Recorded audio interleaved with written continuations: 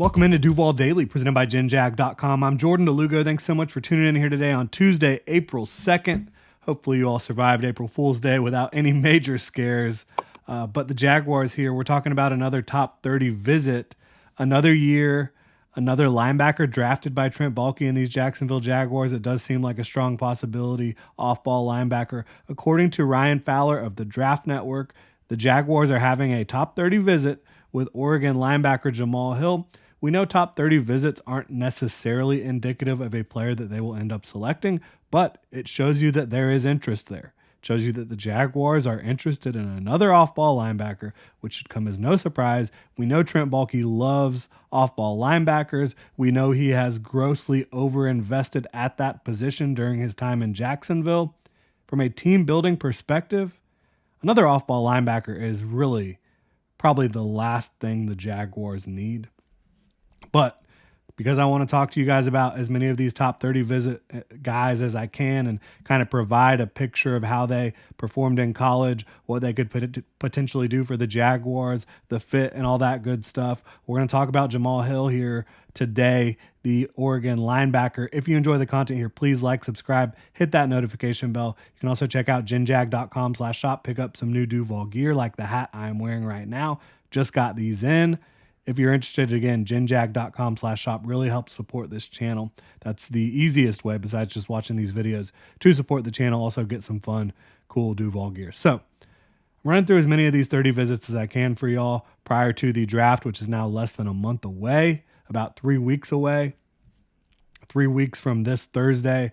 Wild stuff. But we're going to go ahead and get into it here again. Oregon linebacker Jamal Hill listed at 6 foot, 226 pounds. I'm not sure of his age. He was at Oregon for 5 seasons, so probably at least 22. Most likely, I think he's a 23-year-old, so that would be a little bit of an older prospect, which is not a huge knock on a player, but something to keep in mind to be sure, and more of a bigger deal when you're talking about super early round guys. I haven't heard anybody talk about Jamal Hill in this draft cycle, so I don't necessarily think that that's going to be something you're really concerned with at this point. Definitely don't think he's coming off the board on the first couple days of the draft, right? But at his pro day, 216 pounds, so was a little lighter than his listed weight. I would guess that that's because he wanted to run fast, and he did run very fast. We're going to talk about that. But to me, watching him on tape, he looks like he plays somewhere around 220 pounds. 78 3/4 inch wingspan, which is very good at the linebacker position. So despite being only 6 feet tall, he has very good length. And that's something that you value as a linebacker, because length helps you disrupt passing lanes. It helps you in the tackling department. It helps you shed blocks. So you like that he has good length. And really, I love a guy that has, not the most height, but really good length. I like it when you have proportional length. Because at 6 feet, he can be a little bit of a harder target for linemen and space blockers to get out and hit, right? But he ran a 4.41 40-yard dash. Absolutely flying. I mean, that is a fast linebacker. That's about as fast as they come at the linebacker position, right? 33-inch vertical, which is pretty good, nothing crazy. 10-1 broad, very good. So this is an explosive, fast linebacker with very, very good length. Now, if the Jaguars are going to target him because of the construction of their current roster, he's got to play special teams. And wouldn't you know it, he absolutely does. Over 500 special teams reps in his career. He's played a ton of special teams. So that checks that box. But checking the tape on the defensive side of the ball here for Jamal Hill.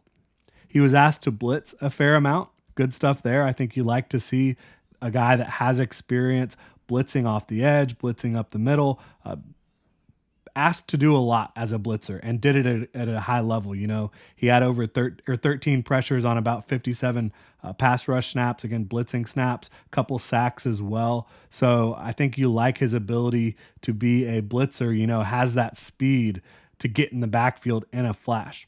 He's comfortable in space as a zone coverage player.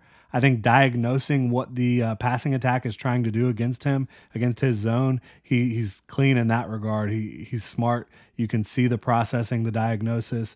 I've seen him close a lot of windows. Like I've seen him take away a deep over, and then also right as soon as he knows he's taken that away, as soon as the quarterback's eyes shift, come down and deny the underneath route as well. So I've seen some really good coverage reps from Jamal Hill. He can cover and man coverage as well. I've seen him cover slots. I've seen him cover tight ends, running backs. They're not able to create separation because he's got quickness, he's got speed, he's got length, he's got diagnosis skills. So, and he understands leverage as well in coverage. So I think you're seeing a really impressive coverage player. I don't really worry about his lack of size at all. Again, very good length. He plays strong. You don't see him like getting bullied like some small off-ball linebacker. He'll take on linemen, he'll scrap with them, and he'll usually be able to shed blocks after not too long. Now, the big question here for me that I continuously see, instincts and diagnosis against the run are very inconsistent. He oftentimes kind of gets lost in the shuffle, not showing good vision or awareness of where the ball carrier is. So physically, I don't have any issues with him as a run defender, but I think it's the diagnosis and the instincts and the vision. Sometimes when he goes to take on blocks, he'll lose sight of where the ball carrier is, and even though he could have put himself in a good position physically, he's not able to because whether it's diagnosis or vision, what have you, he's just not able to make the play. So I think that is a bit of an issue when you talk about his projection to the next level. But he is a consistent tackler. When he's able to locate the ball and fly downhill or fly sideline to sideline, he is a very consistent tackler. So it's not as if this is a guy that's just going to miss too many tackles. It's the fact that sometimes he doesn't get where he needs to in these run fits, right? So what is the fit, the projection to the next level? In my opinion, this is a sub-package linebacker right now who, again, has a ton of experience in college. He can run. He can cover in man or zone coverage. He can blitz at a high level. He can tackle. He can play special teams.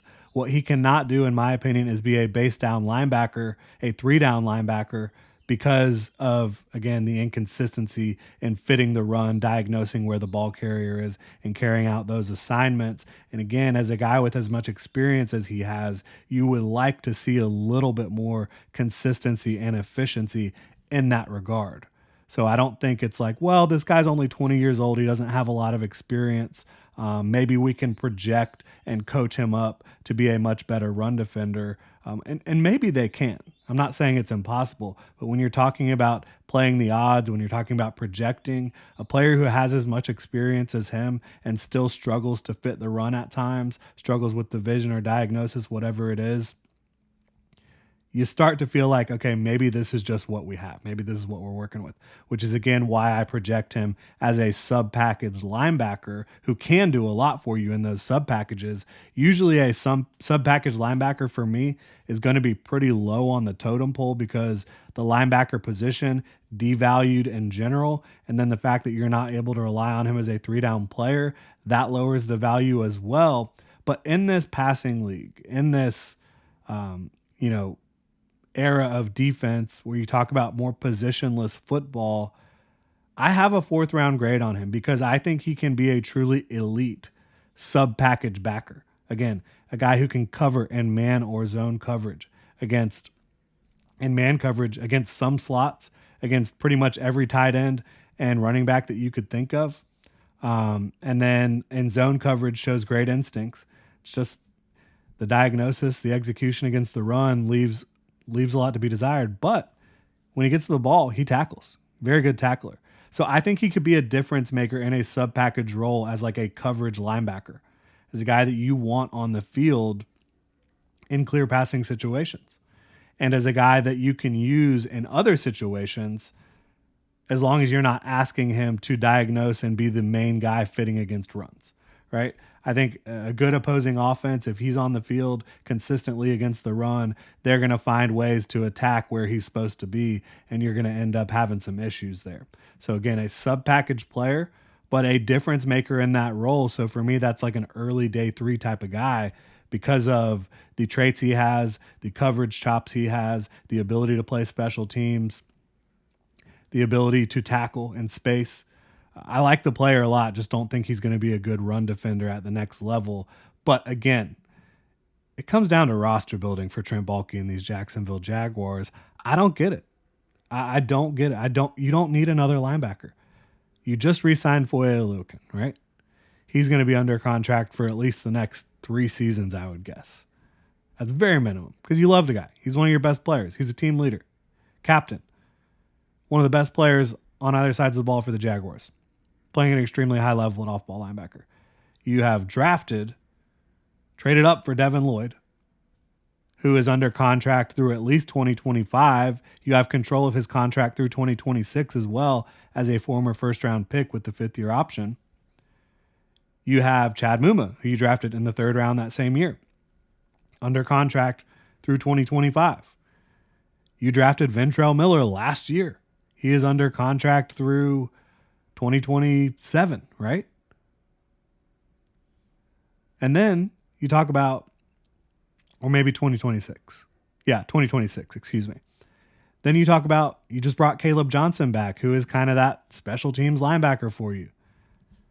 I would not understand drafting another linebacker. I really wouldn't. But it wouldn't surprise me one bit if Trent Baalke wants to draft another linebacker, because that's what he does. He drafts linebackers every single year. He just really overvalues that position, in my opinion. And I get the special teams value. I get the idea that they can make a big impact in this league. But when you talk about who you already have, who you've already invested in, how are you going to invest in another linebacker, in my opinion? Again, I do like the fit as a sub-package player, as a guy who can play special teams. I like this prospect as a role player at the next level. I don't think he's a starter, again, because he doesn't have that 3-down skill set. But if they're going to draft a linebacker on day 3, which they probably are, I think they could do a lot worse than Jamal Hill, because he can come in and play a role for you, special teams, sub-package coverage backer who can also blitz at a high level and does not miss tackles. So that's kind of how I view this thing. Again, I'm against drafting another linebacker, but if they're going to do it, this is not a bad idea, as long as you're not projecting him forward as a future starter, as long as you're not over-drafting him. But if you're drafting him on day 3, again, I'm not fine with it, because you shouldn't be drafting a linebacker, but I am fine with the value that he provides overall. So from a team building standpoint, no. From a player evaluation and fit standpoint, sure. Really appreciate y'all tuning in. If you enjoy the content, please like, subscribe, hit that notification bell. You can also check out genjag.com again, pick up some new Duval gear like the hat I'm wearing right now. I'm going to be traveling to Denver later today, so the videos that we're going to be producing the rest of the week aren't going to be like graphic heavy or anything like that. Just won't have a lot of time, but I'm still going to get some content out for you guys. Again, really appreciate your support. Appreciate you tuning in all the time. Y'all have a good one.